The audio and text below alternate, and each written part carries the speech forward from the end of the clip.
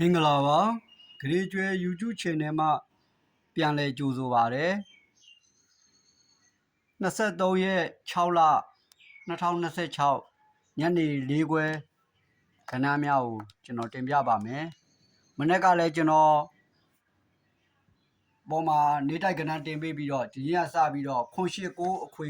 ဘူးပေါင်ခွေပါလို့အမျက်လိုချင်ဆိုပြီးတော့ကျွန်တော်တင်ပေးလိုက်ပါသေးတယ်အားလုံးအဆင်ပြေကြလိမ့်မယ်လို့ထင်ပါတယ်ကျွန်တော်ရဲ့ member တွေလည်းအားလုံးအဆင်ပြေကြလိမ့်မယ်လို့ထင်ပါတယ် member တွေကိုလည်းကျွန်တော်အဲ့ဒီခွန်ရှိကိုအခွေပေးထားတာပါ member တွေလည်းအောင်သွားပါပြီ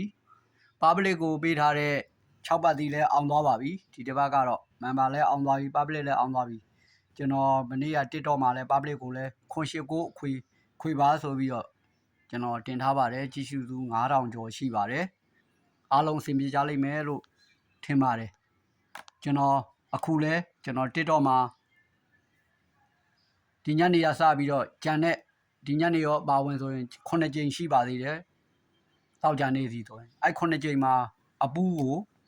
ဇာတို့မွေးပါဆိုပြီးတော့ကျွန်တော်တင်ပေးထားပါပြီဒီမှာလဲကျွန်တော်ရေးပေးထားပါမယ်အပူး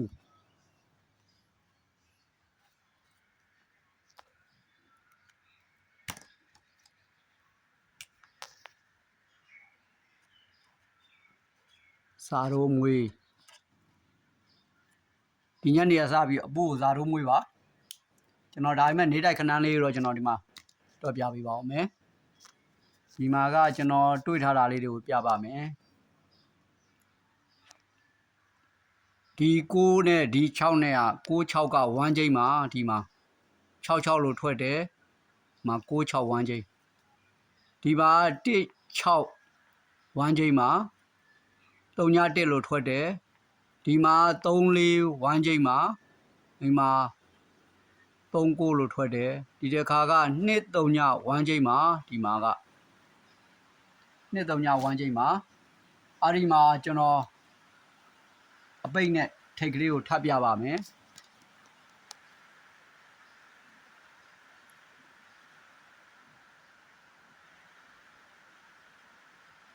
အပိတ်ကဘယ်လိုလားနေလဲဆိုတော့ဒီ6နဲ့ဒီ9နဲ့က1ပါအဲ့ဒါဒီမှာအပိတ်ပါဒီ3နဲ့6နဲ့က9ကဒီမှာအပိတ်ပါဒီတစ်ခါဒီ3နဲ့9နဲ့3ညအဲ့ဒါကဒီမှာအပိတ်ပါခင်ဗျာထိတ်ကိုကတော့ကျွန်တော်2မျိုးယူထားပါတယ်အဲ့ဒီထိတ်က